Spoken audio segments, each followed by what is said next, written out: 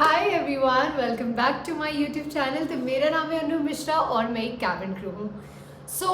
बहुत लोगों का ये सवाल होता है कि कैबिन क्रू की जॉब जो होती है, क्या वो एक अच्छी जॉब है? क्या हम अच्छा इनकम होता है हमारा?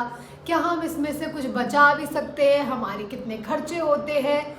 And lot of questions. तो मैंने सैलरी तो बहुत बार आप लोगों को एक्सप्लेन की है कैबिन क्रू की, लेकिन आज की इस वीडियो में मैं आपको बताने वाली हूँ कि उस सैलरी में से आप एग्जैक्टली बचाते कितना हो और आपके कितने खर्चे हो जाते हैं, एंड शुरू से एंड तक आपको कैबिन क्रू में कितने खुद के पैसे लगाने पड़ते हैं और आप कितना कमाते हो, and all that questions.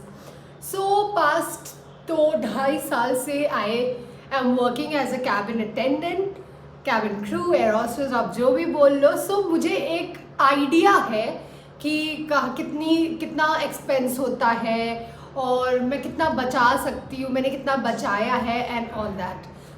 Video को ज़्यादा बड़ा ना करते हुए हम मेन टॉपिक पे बढ़ते हैं।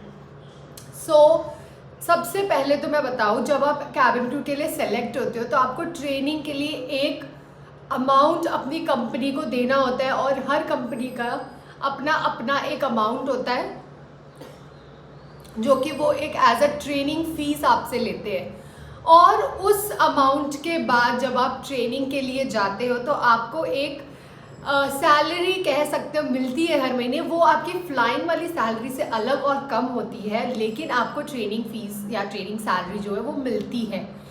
अब मैं अगर अपना बताऊं तो मेरे टाइम में मुझे समथिंग 13,500 ऐसा 14 मान के चलो मिलता था, और उसी में मैं अपना रूम रेंट निकालती थी। और जब मैं पीजी में रहती थी तो मैं अपना पीजी का रेंट निकालती थी। फिर मैं फ्लैट्स में शिफ्ट हो गई थी तो मैंने अपने फ्लैट्स का रेंट उससे किया, बाहर का खाना वाना सब कुछ मैंने मैनेज उसी पैसों से किया। और उसके अलावा भी मेरे बाकी खर्चे होते थे वो भी मैनेज आराम से हो जाते थे। लेकिन ये आपका बस एक स्ट्रगलिंग टाइम होता है, जब आप स्ट्रगल कर रहे होते हो, आप पढ़ रहे होते हो, आपको ये वो ये सब करना होता है। बट जो आपकी रियल लाइफ होती है वो उस ट्रेनिंग को जब आप पास करके फ्लाई करने लगते हो तब होता है स्टार्ट। यार देखो, अगर आपका खुद का घर आपका बेस है, जैसे मैं लखनऊ की हूँ और मुझे लखनऊ बेस मिला, तो यहाँ पे मैं ज़्यादा पैसे बचा पाती हूँ क्योंकि मेरा कोई रूम रेंट नहीं जाता है, और खाने का भी कुछ ज़्यादा खर्चा नहीं है, घर ही पे तो खाती हूँ और क्या खर्चा होगा। ऑलमोस्ट देखा जाए तो मेरा कोई भी खर्चा नहीं होता है। आने जाने की कंपनी कैब्स होती हैं, अगर मैं बाहर कहीं रह भी रही हूँ तो वहाँ होटल है, होटल का खाना, मतलब अगर मैं सिर्फ खर्चा कर भी रही हूँ तो महीने में शॉपिंग कर लिया या कहीं बाहर खाना खा लिया या गिफ्ट कुछ, मतलब अपने ऊपर खर्चा करना ही मेरा खर्चा है। बाकी जो भी बच रहा है वो मेरा है, वो मेरी सारी सेविंग्स है। क्यों? क्योंकि मेरे पास एक प्रॉफिट है कि मैं अपने घर से फ्लाई कर रही हूँ, मैं घर का खाना खा रही हूँ। घर बेस होना ना एक अलग ही मतलब खुशी की बात है। लेकिन अगर आप बाहर आपने कहीं पे अपना बेस चुना है, जैसे पहले ना मुझे लखनऊ बेस नहीं मिला था, पहले मुझे बैंगलोर बेस मिला था। तो जैसे वहाँ पे, लेकिन मैंने ट्रेनिंग में स्वैप कर लिया, किसी को बैंगलोर मिला था तो मैंने उससे लखनऊ ले लिया, बैंगलोर दे दिया अपना। वहाँ पे अगर मैं बैंगलोर जाती तो मेरे खर्चे मैं आपको बताती हूँ, मुझे हाउस रेंट देना पड़ता, इलेक्ट्रिसिटी बिल, वाटर बिल, सब कुछ देना पड़ता। फिर मुझे राशन लाना, और भी घर में बहुत सारी ज़रूरत के सामान होते हैं। इतना गर्मी है, गर्मी में आपको कूलर ख़रीदना है, आपको एसी रेंट पे लेना है या ख़रीदना है कुछ भी, तो ये सारे आपके खर्चे हो जाती हैं चीज़ें।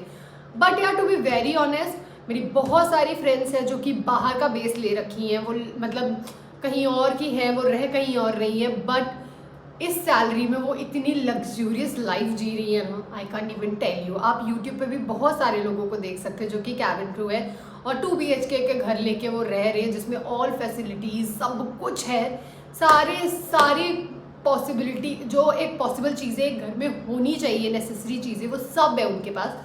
मैं आपको बताऊँ ये सब कुछ बहुत अच्छे से हो जाता है। मैं ये आपको एक्सपेंसेस इसलिए बता रही हूँ कि अगर आप अपने घर से दूर रह रहे हो तो ये आपके खर्चे हैं, और ये खर्चे हटा के आप सेव करते हो। ऐसा नहीं है कि आप बिल्कुल सेव नहीं करते, आप बहुत अच्छा सेव करते हो। बट ये कि अगर आप घर पे रहोगे तो ये जो खर्चे, room rent and all that, ये आपका बचता है। बाकी बाहर रहने के अलग मज़े होते हैं, आप अलग लाइफ जीते हो, आप ज़्यादा फ्लाई करते हो, क्योंकि आप घर पे क्यों आना चाहोगे जब घर पे फैमिली ही नहीं है। तो आप ज़्यादा से ज़्यादा फ्लाई करते हो, ज़्यादा से ज़्यादा पैसे कमाते हो और बस यहाँ सब मैनेज हो जाता है। तो बस यही है आपके खर्चे और यहीं से आपको करनी है सेविंग। एंड आई होप इस वीडियो से मैंने इतना क्लियर कर दिया हो कि आपके कहाँ कहाँ क्या क्या खर्चे हो सकते हैं और आप कितना बचाते हो। सो यार, इस जॉब में आपका 1 रुपए का भी खर्चा नहीं है, बस वो ट्रेनिंग टाइम में जो आप दे रहे हो वो भी आपको मिल ही जाता है। बाकी कैब्स आ रही है लेके आपको, और मतलब आप कुछ अपने तरफ से सिर्फ टाइम दे रहे हो, हार्डवर्क कर रहे हो, बस यही।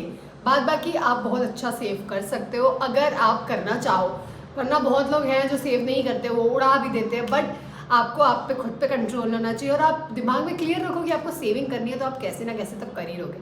सो आई होप ये वीडियो आपके लिए हेल्पफुल रही हो। अगर रही है तो वीडियो को लाइक करना और चैनल को सब्सक्राइब ज़रूर कर देना।